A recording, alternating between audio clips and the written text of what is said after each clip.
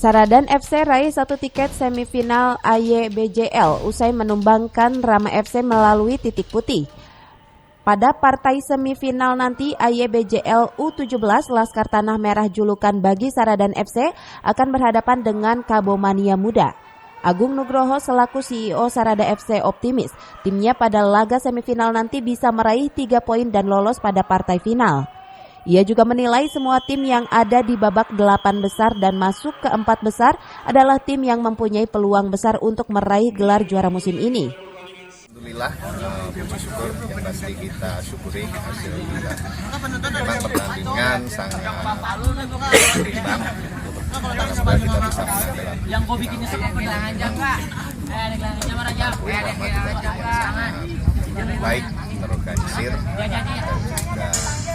dan juga ya mumpuni. Tapi alhamdulillah pemain kita juga permainan berjalan sesuai dengan instruksi pelatih. Jadi walaupun mungkin ya kita berharap sih tadi bisa menang dengan waktu normal.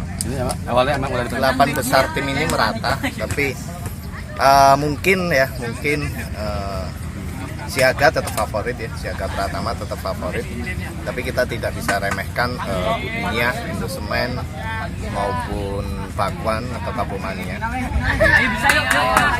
Yang pasti kita mempersiapkan diri semaksimal mungkin, siapapun lawannya kita siap.